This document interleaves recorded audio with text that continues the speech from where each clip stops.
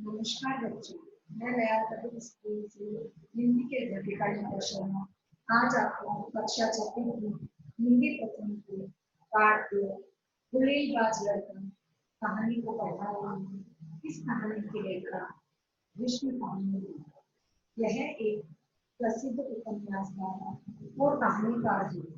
इनके उपन्यासों पर दूरदर्शन के लिए अनेक धारावाहिक भी बने। कहानी को पढ़ने से पहले हम एक वीडियो के माध्यम से इसका सार पढ़ते हैं।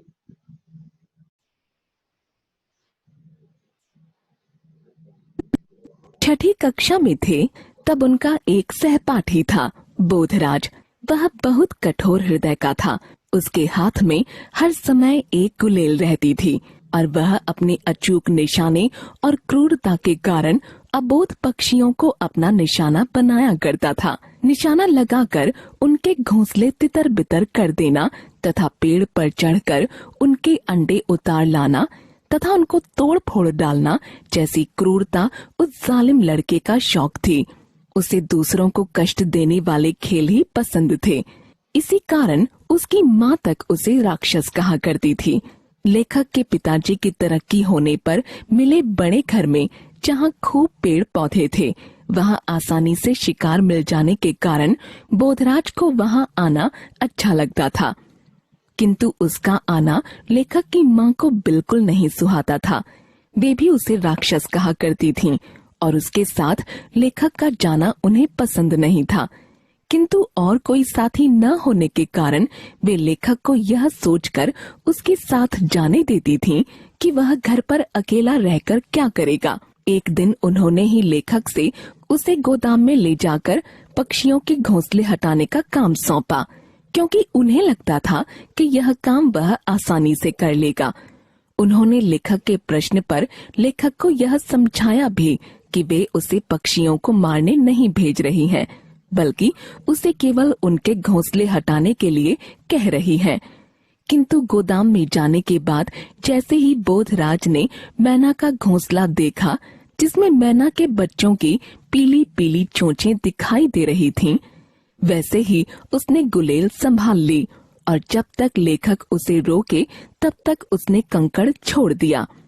ऐसा उसने 2 बार किया, पर कुछ ऐसी कृपा हुई कि उसका कंकड़ उनको नहीं लगा और तीसरी बार निशाना लगाने से पहले ही उसे रोशनदान के सींगचे पर एक चील बैठी दिखाई दी।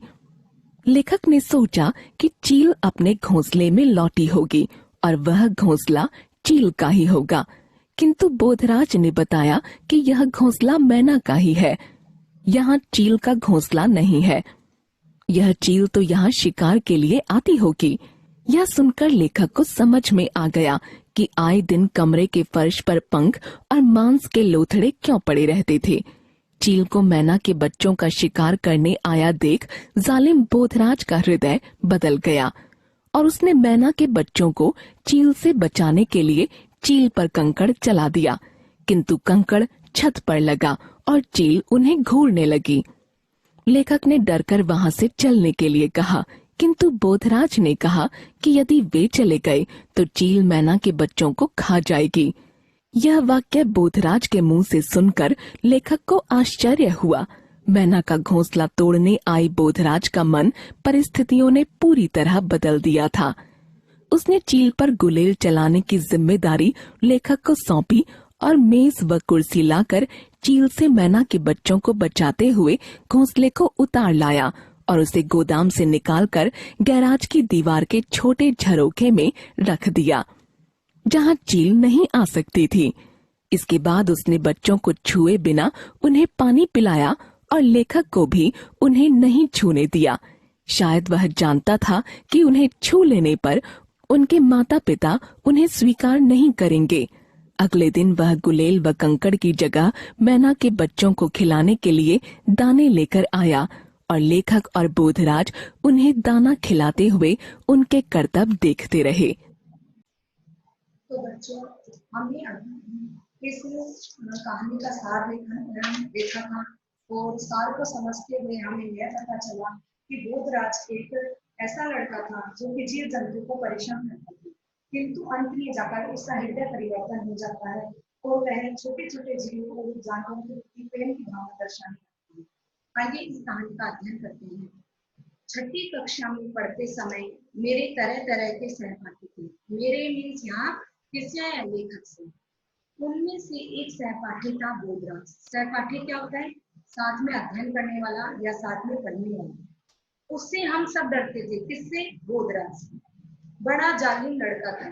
जालिम का अर्थ होता है क्रूर या निर्दयी, यानी जिसको दूसरों पर बिल्कुल दया नहीं आती। सारा वक्त उसके हाथ में गुलेल रहती थी और उसका निशाना अचूक था। सारे वक्त उस बच्चे के हाथ में क्या रहती थी? गुलेल। अभी हमने चित्र में देखा था गुलेल कैसी होती है। और उसका निशाना अचूक था, यानी वह जब भी निशाना लगाता था तो वह सही जगह पर जाकर ही लगता था। पेड़ के नीचे खड़े होकर वह ऐसा निशाना बांधता कि दूसरे ही क्षण पक्षियों की चौंचौ सुनाई देती और घोंसलों में से तिनके टूट टूट कर हवा में चितरने लगते, या वह झट से पेड़ पर चढ़ जाता और घोंसलों में से अंडे निकाल लेता। जब तक वह घोंसलों को तोड़ फोड़ नहीं देता उसे चैन नहीं मिलता।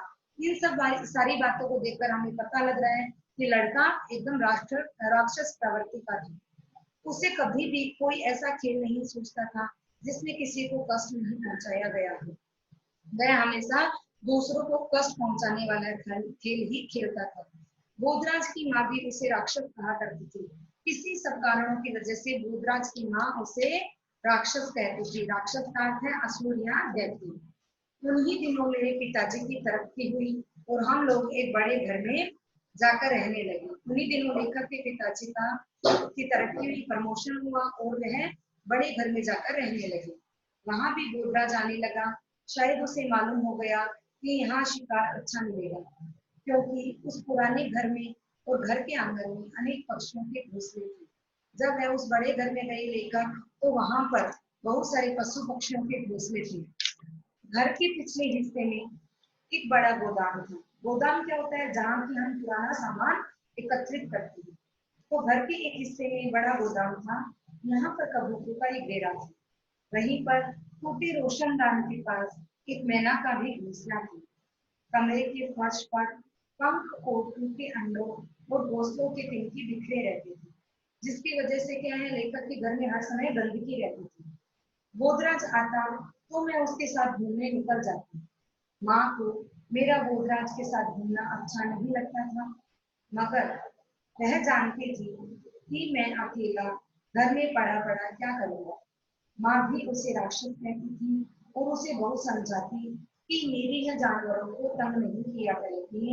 निरीह का अर्थ क्या होता है? बेबस। एक दिन माँ मुझसे बोली, अगर तुम्हारे दोस्त को घोंसले तोड़ने में मजा आता है तो उससे कहो कि हमारे गोदाम में घोंसले साफ कर दो। एक दिन बोधराज के लिए उसकी लेखक की माँ कहती है कि तुम तुम्हारे मित्र को मेरे पास लेकर आओ और उसको बोल दो कि हमारे गोदाम में जो भी घोंसले हैं उनको साफ कर दो, क्योंकि तुम्हारे मित्र के लिए कोई एक मनोरंजन का कार्य नहीं है। मगर माँ, तुम खुद ही तो कहती थी कि जो घोंसले तोड़ता है उसे पाप चढ़ता है। यहाँ पर लेखक वापस अपनी माँ से प्रश्न करते हैं कि माँ, आपको घोंसले तोड़ने को पाप बताती है, फिर आप ऐसा क्यों कह रही थी? मैं ये थोड़े ही कहती हूँ कि पक्षियों को मारो। वह तो पक्षियों पर गुलेल चलाता है, उन्हें मारता है। घोंसला हटाना तो दूसरी बात है। जब बोधराज घर पर आया तो मैं उसे गोदाम में ले गया। शाम हो रही थी।